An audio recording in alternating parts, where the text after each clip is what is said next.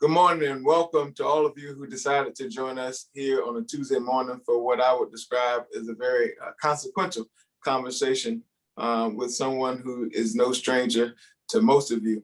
For those of you I have not met, my name is Antjuan Seawright, and I welcome you back to another one of our Third Way Dialogue. Before we start, let me just say my thoughts and prayers are with the people of Atlanta, Georgia, and to the people of Boulder, Colorado. Once again, we're having to have discussions about another mass shooting in this country. And I hope, and it is my prayer, that the legislative branch will step up to the plate and do something to put measures in place to hopefully prevent these things from happening. So our thoughts and prayers are with both the people of Georgia and the people of Colorado. Today, it is my honor and my privilege to have someone I consider a friend. As I was visiting with my dad yesterday, he reminded me of what he told me when I was 7 years old. The true measure of friendship is someone who will defend you and advocate for you in your absence. And when you're going through something, they will stick by you, both the good and the bad times. I consider Cedric Richmond my friend, former member of the state legislature down in Louisiana, a lawyer, a Morehouse man, former chair of the Congressional Black Caucus. I'm told he's not a bad golfer. I'm also told he's not a bad baseball player. I know for certain he is the mentee of my mentor and friend, Majority Whip Jim Clyburn. But he's also the former co-chair of the Biden for President campaign. And then most recently, he was named as senior advisor to the president. And as one writer wrote in a political article not too long ago, one of President Biden's most trusted advisors. So, Mr. White House Advisor Cedric Richmond, welcome to the Third Way Dialogue conversation. Well, Antjuan, thanks for having me. Cedric, I'll get right to it.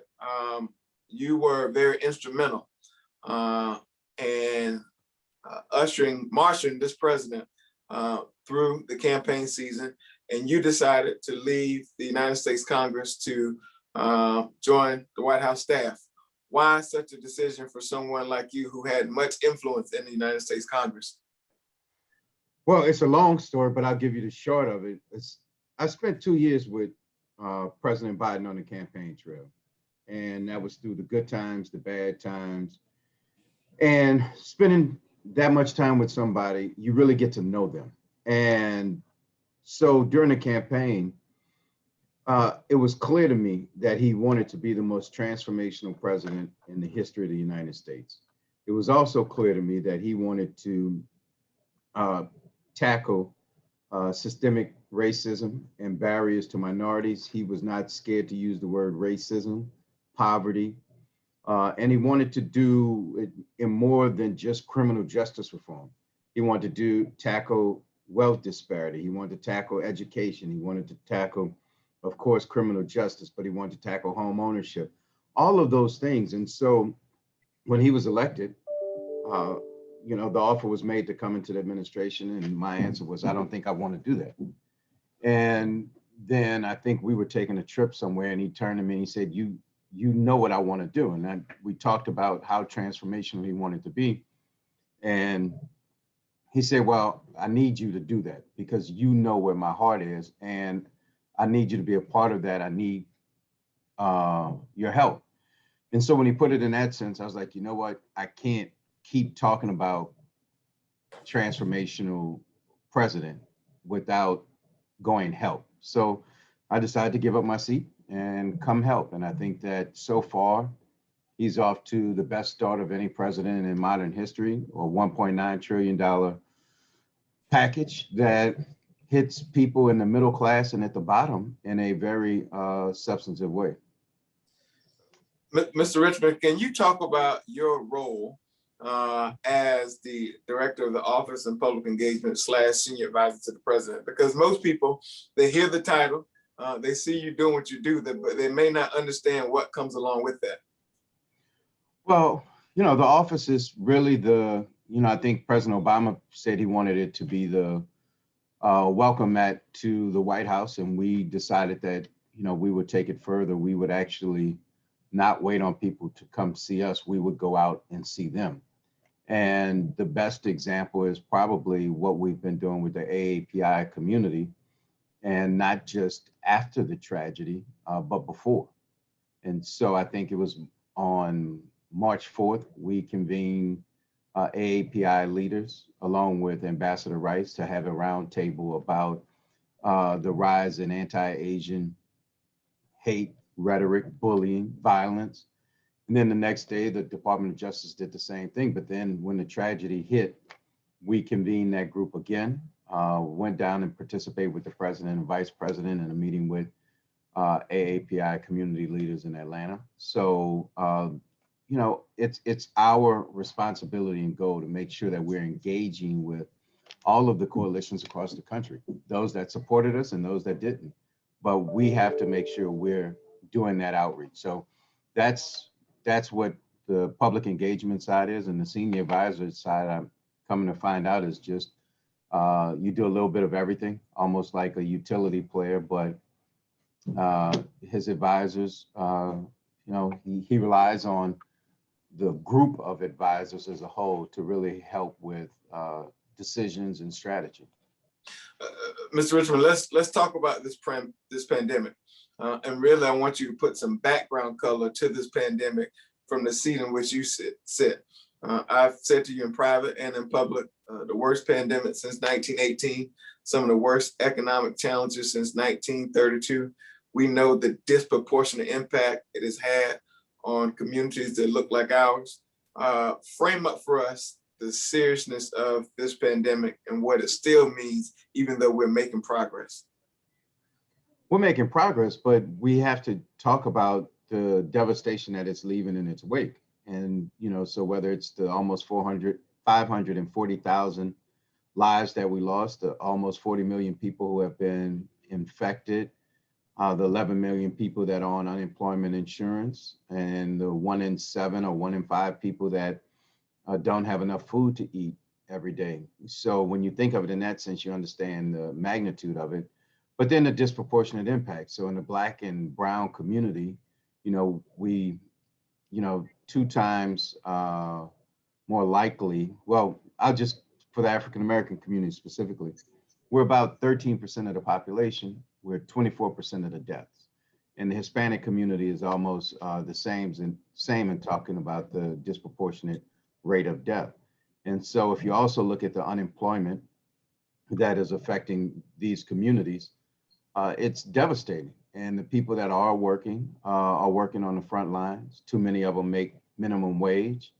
And it just shows how out of whack the country is, that the people who are most important, that are quote unquote essential workers, are working their butts off, but still live in poverty. And that's just, you know, that's unacceptable to us, but it should be unacceptable to everybody.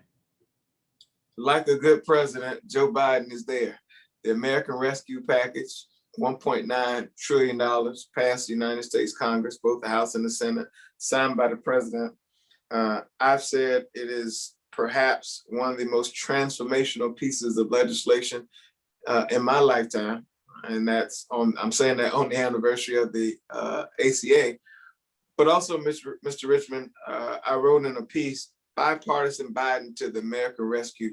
Talk about the American Survival Act, which is what I call it, and what it will actually do for families, communities, and individuals and organizations around this country. Well, it's going to do a lot. First of all, we go and invest in the American people who need help. So you're talking about 158 million households that will receive a check for at least $1,400 to help through these uncertain times. And we also included in there the middle class, because we thought it was very important to do that. We're going to help people with food insecurity and nutrition plans. We're going to help parents through either the Earned Income Tax Credit, the Enhanced Child Tax Credit. We go do a number of things, $5 billion for Black farmers who have consistently been discriminated against. And so when you think of it like that, just remember these numbers. This bill alone lifts 50% of the children living in poverty out of poverty. this bill lifts 39% of Hispanic Americans that are living in poverty out of poverty, 34% of African Americans out of poverty, 22% of AAPI Americans out of poverty. So when you think of it like that, absolutely, it's transformational. And it's a good starting point, but a lot of the things in the bill we need to make permanent because they're good for a year. It makes a substantial investment into our public education so that they can create the infrastructure to have 5-day-a-week school in a safe and effective manner. We have to get our children back in school for a number of reasons. One, our kids are catching hell and they're falling behind. Two, parents have to make a decision on, do they stay home in virtual school? Do they go to work? And, so it is a tough decision, but that's why, that's why we were elected, to do the hard things. And we think that holding firm on 1.9 trillion when many people said it was too big, many people said it couldn't pass. And we said, we're going to do what the country needs, because the one thing that all 5 pieces of legislation that we passed in Congress when I was there to deal with COVID, they were all a day late and $1 short. And so we didn't want to make that mistake. So we went big, we went bold, we answered the health part of the crisis and the economic part. Your office is essentially the selling face for anything this administration does one way or another. The plan, as we all know, enjoys very handsome bipartisan support. What does that actually mean, considering Washington, D.C. Republicans, not one of them voted for the bill, but yet if you step outside the bubble, the support for the bill is very handsome, it's deep and wide. Look, it's a bipartisan bill. We answered bipartisan problems in the legislation. We didn't go pick out just urban America. We didn't pick out Black America. We didn't pick out white America. We didn't pick out Democratic America. We picked out every problem that Americans are facing. We decided to answer it. And across the country, even 52% of Trump voters support the American Rescue Plan. There's one zip code in the entire United States in which this bill was not bipartisan, and that's 20515, which is the marble halls and walls of the United States Congress. That's the only group of Republicans in this country that did not support it. And I think time will tell whether that was a wise decision on their part or whether they're just going to be obstructionists for a whole term. But I think the American people appreciate the fact that we did it. I think the American people noticed that we had to go about it on our own without Republican congressional support. But at the same time, we wanted it to be bipartisan, but we weren't going to let Republicans delay our relief to American families. Families could not wait, and we were not going to just sit around on inertia or Republicans and leave families hanging longer than they needed to. So we got it passed, we signed it immediately, and then we got checks out. And I think right now we're approaching the $100 million check number. So we're working, and we don't really care what Republicans think about us, or for that matter, what people think about us. We care about the results that we're delivering to families. But the good news is people think very highly of this administration. The president's approval rating is the highest of any Democratic president in history. So at least modern history. So I think that means we're doing stuff right because we're focused on people. We're not focused on politics.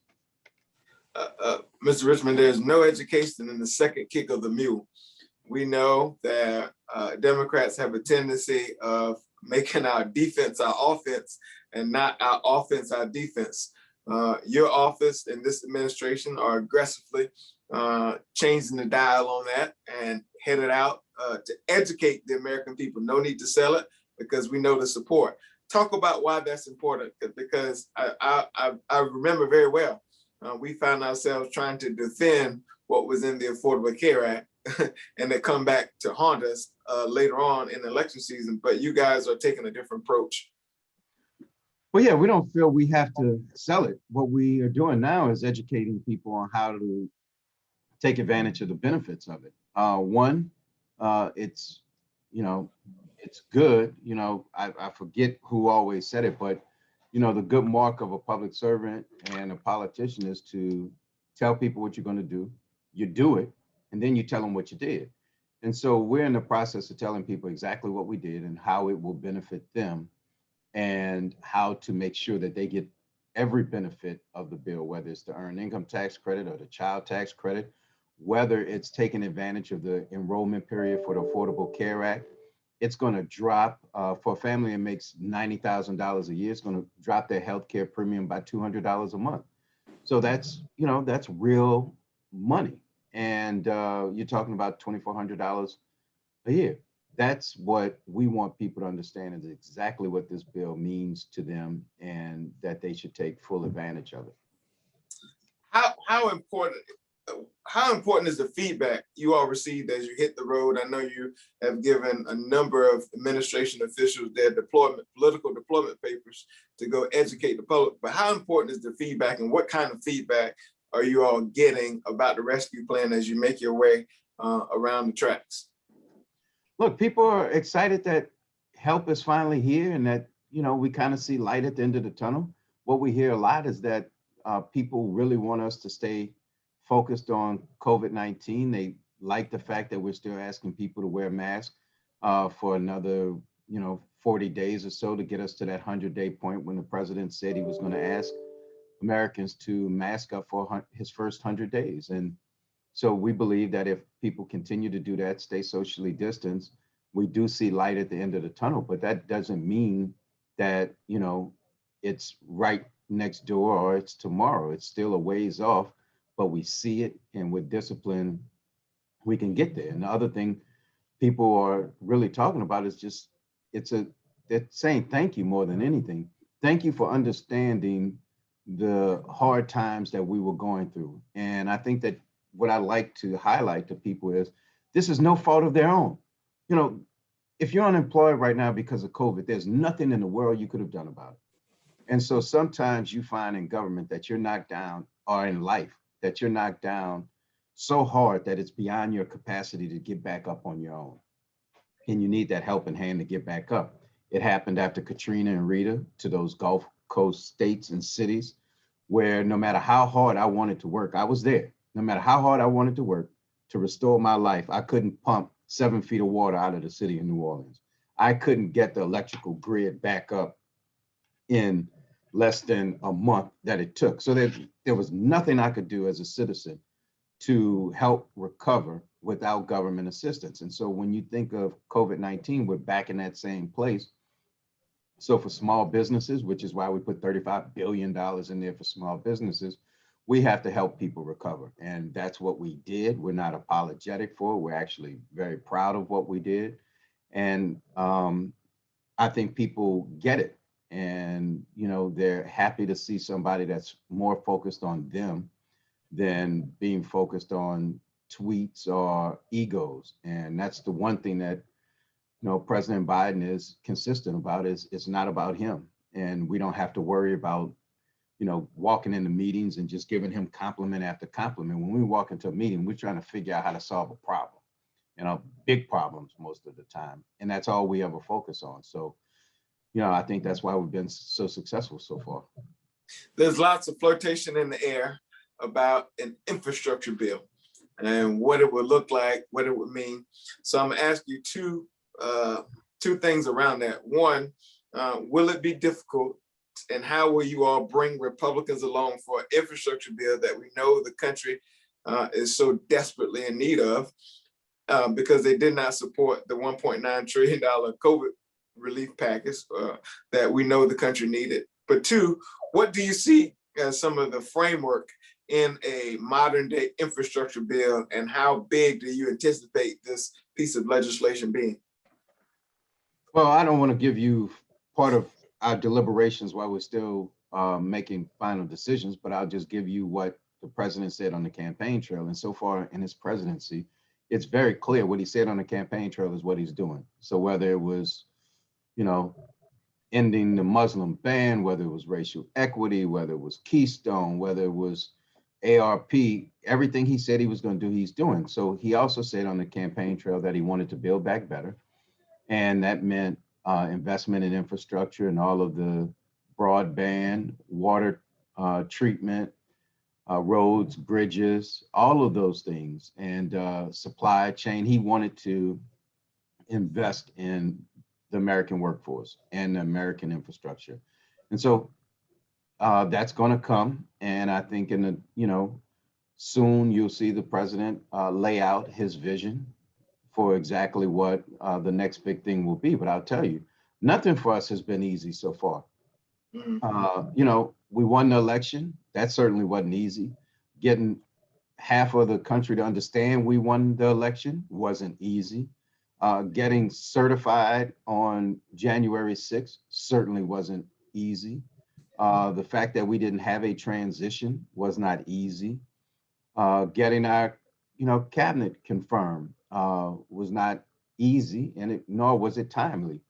And so everything that we've been through has been consistently hard. Passing the ARP was extremely hard. And so we would assume that infrastructure, although it's typically been bipartisan, we're anticipating that will be hard also.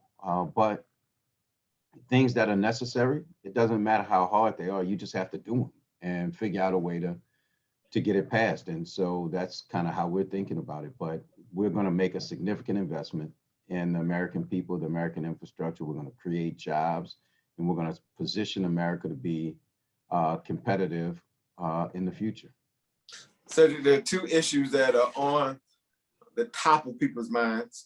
One of them, and I caught some hell for saying this during the course of the campaign, but now I'm even more unapologetic. I said voting rights is the most consequential issue of our day, like it was for my sharecropping grandparents. How important is voting rights and signing legislation into law to this administration? We have to protect the right to vote. It is very important to us. And I think the president last night, to Senate Democrats, said it was one of his very top priorities, if not his top priority, was to ensure, look, instead of celebrating the fact that more Americans voted in the history of America during the damn pandemic, Republicans decided since they lost, they would go change the rules so that less people will vote. And so the scary part is that Republicans have concluded that they cannot get a majority of people to buy into their ideas and their philosophies. So what they're going to do is just prevent people from voting. And all Americans should be alarmed by that. We need to renew the Voting Rights Act, which this president did several times when he was chair of the Judiciary Committee, so that we can have a mechanism in place to deal with these states that are infringing upon people's right to vote. And they're doing it with laser-like precision to Democratic and minority voters in particular. And that is something that we should all be worried about, because if we let that stand, what prevents, Democrats from doing it later? What prevents people doing it based on gender, based on race, all of those things? That's not who we are as a country. And I think sometimes we get so caught up into making sure that we, just keep a roof over our head, clothes on our back, and food on our table, that because of that tunnel vision on our kitchen table issues, sometimes we don't go out and talk about issues of justice and fairness and equality and democracy. But if you don't do it, you lose it, because the democracy is fragile. And so we just need everybody to start focusing and talking about something this important. So the second issue, when we opened up, I talked about Georgia. I spoke about Boulder, Colorado. I lived through and had to bury a client in Clemente Pinckney when the Charleston Massacre happened. A certified white supremacist by the name of Dylan Roof killed 9 people in a church in Charleston. We've seen these incidents time and time again. In terms of fixing those type of issues or working towards a fix, what does the administration say, and how do they plan to react to that? Look, we always, of course, offer our thoughts and prayers to victims. And the real problem is that we're offering thoughts and prayers almost every day. And so it was just last week that we were offering thoughts and prayers to the AAPI community and the victims in the Atlanta shooting. And I think that, at some point, Congress, and I can say this because I was a member, those 60-second moments of silence don't do crap. And action is what speaks. So the House passed 2 pieces of legislation, a universal background check, and then closing the Charleston loophole, which allowed Dylan Root to get the gun in the first place to go in a Bible study and kill 9 people. And so we, we respect the Second Amendment, but we also need sensible gun safety laws so that we don't have these things happening over and over again. And so the president at some point will outline more than just legislative action that we can do, but what we can do in the short term as a country is to voice our displeasure, the fact that we are fed up with it, that enough is enough when it comes to these senseless acts of violence, and demand change. So you have, Gabby Gifford's group out there, you have Brady out there, you have, and I'm so proud of all of these young people out here that are tackling gun violence and gun violence prevention in inner cities. And so we have to make sure that we are talking to them and including them, but then we have to act too. And so that's kind of where we are on it, and you'll see us do more. Cedric, you have to interface with a number of constituencies and coalitions group in your role. How have your interactions been with the AAPI community after Atlanta, Georgia? It's been good because we started beforehand. The president on April 10th of last year wrote an op-ed saying this anti-Asian American hate and rhetoric and bullying needs to stop. The president needs to stop dividing people. He needs to stop calling COVID-19 all of these names that really highlighted and isolated the Asian American Pacific Islander community. So that was April 10th. When he was sworn in, one of his first actions was to sign a memorandum to all of our agencies and the Department of Justice to say we need to combat xenophobia, anti-Asian sentiment, and I'm directing the Department of Justice and others to go partner with the AAPI community so that we can deal with this. Then in his first primetime address, which he delivered from the White House, he spoke again about anti-Asian American sentiment, acts of violence. And so when it happened, then on the 4th, Ambassador Rice and I did a roundtable with the AAPI community. On the 5th, Merrick Garland, our Attorney General, did a roundtable with the AAPI community. Then the tragedy happens, and then we reach out again back to our AAPI partners that we've already been talking to talk to them about other things. And we put money in the ARP for the AAPI and other communities of color to do very specific things in terms of helping victims of violence and culturally based initiatives for the community. So we had a track record and we had credibility in this space. So the interaction has been good, but I will tell you that what has, shown us that there's some hope is that the Black community, the Hispanic community, other vulnerable communities have wrapped their arms around our AAPI brothers and sisters to say you're not alone, you're not invisible, and that we're here and we're going to have your back. And so it's very scary for the AAPI community, which is why we all need to rally around them. You have AAPI seniors that are scared to leave their house to go get the vaccine because they think some little racist or bullies or whatever you want to call them may push them down, may spit in their face. We keep saying that we're better than this as a country. The truth of the matter is we're not better right now. And the strength of America is our ability to repair our faults. But the first thing we have to do is recognize that that is a fault. And we cannot, good people cannot be silent. And that's the takeaway from all this. It's happening. We cannot turn a blind eye anymore. We cannot be silent about it.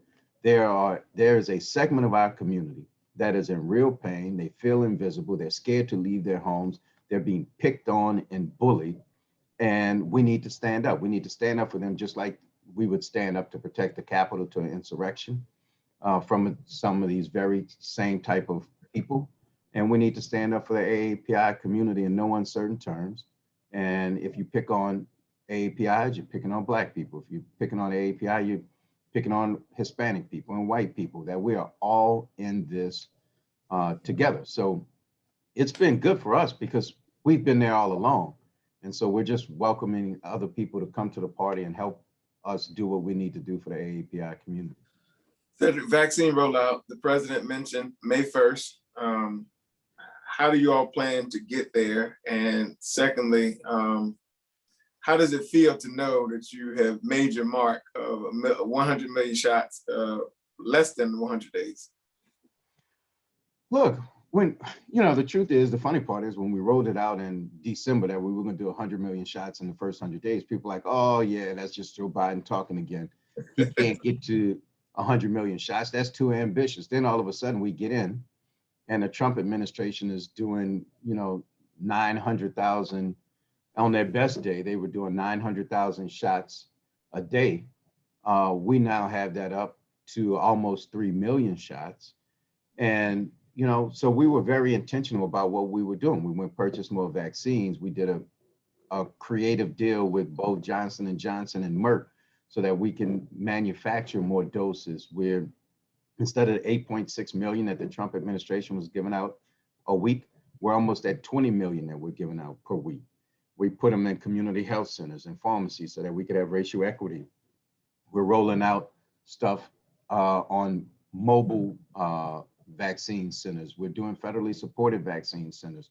So we're using every, trick in our bag to make sure that we get people vaccinated. So yeah, we hit 100 million shots in less than 60 days.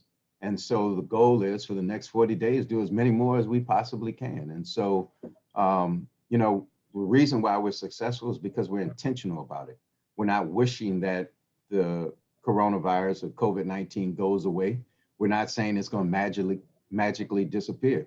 We're saying that if we keep busting our butts and doing what we're doing in the White House and being laser focused, we can get everybody vaccinated. And so we've moved that up 2 months on our own time frame that we predicted. And so we're not going to let success make us complacent. We're going to keep moving timelines up, keep pushing ourselves to do better. And hopefully we will be able to get every American vaccinated that wants to be vaccinated, and hopefully convince those that don't want to get vaccinated anyway.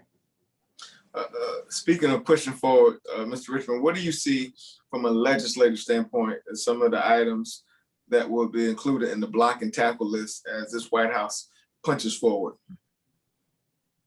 There are a bunch of things that we need to do, and there's no short list of it. The president has already talked about things he'd like to see passed: the COVID-19 Hate Crimes Act, the policing reform. He'd like to see the voting rights bill extended. He'd like to tackle comprehensive immigration reform.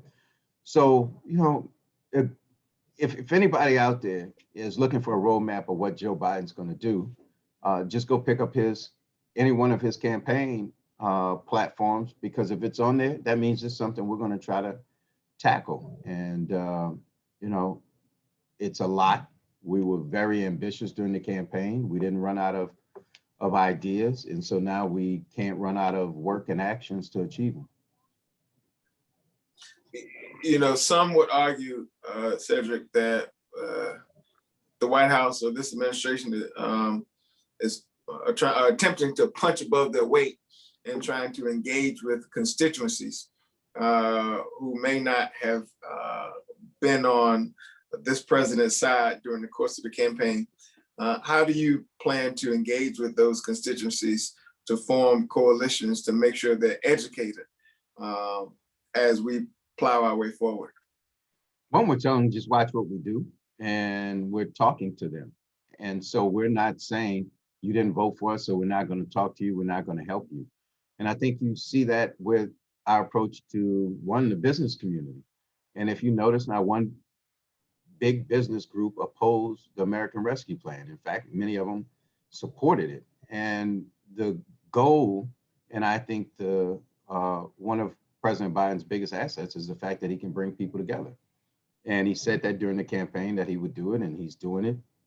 And we're seeing the benefits of it. So we're going to go out to rural America, and we're going to show them that what Republicans have typically been telling them is they've been feeding them a bunch of lies. They've been dividing them, and, they're basically playing either, three-card monte or, hide and seek with rural America, especially with poor white America, saying that if you're poor and you're white, it's because minorities are skipping line and taking what should be yours. It's because of immigrants. And, no, it's because government is not investing in you. These Republican governors around the country, especially Louisiana, told everybody in the state that the way that you're going to do better is for us to cut government, make it smaller, do less with more. And you can't get broadband to rural Louisiana saying we're going to do less with more. You can't help educate rural Louisiana without more funding and investment in education. So we're just being honest with people. If you want to move forward, if you want to improve your plight in life, if you want people to move up the economic ladder, it's going to take investment in this country and in its people. So we're challenging the myths and falsehoods that have been fed to people for a long time. And we're not going to try to win elections or win popularity by dividing people and giving people somebody else to be mad at. We're going to show people how we can do it together. So, one of my favorite lines in the president's speeches of late has been when he says that in order for you to win, somebody else doesn't have to lose. In order for you to do better, somebody else does not have to do bad. And so, which is true. And so we can all rise together. You don't have to push somebody down so that you can rise. And if we can convince people of that, I think that you will see a more unified country. And I think you'll see everybody rowing in the same direction, which means you'll see everybody rising up. So interactions, we got maybe 2 or 3 more questions. I'll let you go. Interactions with local officials. What has that been like for you, especially with those who may not have the Democratic label behind their name, because they're going to benefit in a tremendous way as the American Survival Act makes its way to their states and their communities? Well, Republican governors and mayors supported the ARP, and county executives and others, they know how important state and local aid was to frontline workers and to communities that were hit hard. And so, we're finding success there. It's just members of Congress who are probably more focused on the next congressional midterms and presidential election while people out there hurting. So we decided that we do the opposite. We'd focus on people. We'll focus on elections after we deliver for the people. You are part of one of the most diverse cabinets in American history. As an African-American man from Louisiana, arguably one of the most influential African-Americans in the White House. How does that make you feel? Truth is, I don't think about it. They're working us so hard around here. We don't have time to worry about that stuff. I mean, we're proud of the fact that we have the most diverse cabinet in the history of America because we wanted our cabinet to look like the country. And we think that there is a tangible benefit to having diversity. It brings you more experience, different way of thinking. It's a great asset. So the president said he was going to do it on the campaign trail. He did it. And starting with the vice president on down, we have a very diverse cabinet. I think it's majority women, maybe majority minority. But the one thing it's talented. We have a good group of people assembled in our agencies and at the White House. And so we went hard on diversity, but I promise you, we went harder on talent. I think we have the most talented administration in the history of this country, and I'm proud of them all. And I think that the president did a good job in selecting people. Not quite sure how I got in here. Maybe it's just because we became friends, but everybody else in here, they are intellectual geniuses and working their butts off. So, you know, it's a good group to be associated with. Last question. What do you hope in the end to have accomplished in your role, and what do you hope that this administration would have accomplished at least by November of 2022? Look, I don't even, you know, I've never thought about it in what I hope to accomplish in my role. I don't think about it like that at all. I think about what we want to accomplish as an administration, because as an administration, we can do a whole bunch of stuff to leave people in a better plight. And what I want is when the president leaves office, for people to say that this administration changed the course of American history. People talk about FDR. I think we have the ability to have more of an impact than FDR. And the truth of the matter is that's our goal. The president has articulated his desire to be the most transformational president ever. He wants to be the president that did more for minorities in the country than anybody else in terms of empowering minorities to chart their own future and be as successful as they can by breaking down systemic barriers that minorities have faced.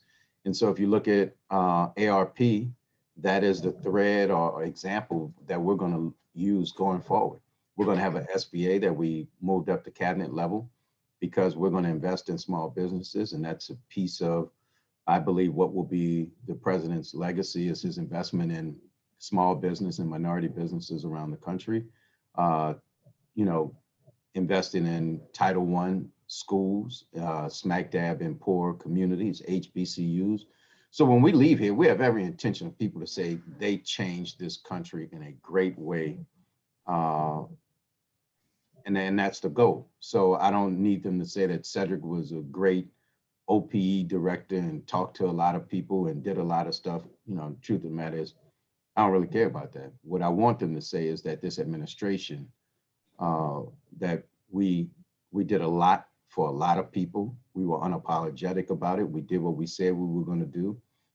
And because of that, we're going to leave the country in a great place. And so we have a lot of, you know, damage control to do in terms of what was done over the last 4 years, but we're not harping on the last 4 years. We're harping on the future that we're going to create for everybody. So that's how we think about it around here. Cedric Richmond, Senior Advisor to the President, Director of the White House Office of Public Engagement. Thank you for your time, and we will continue to support you all and everything that you all do. Well, thanks for having me, Antjuan, and thank you to Third Way. Thanks.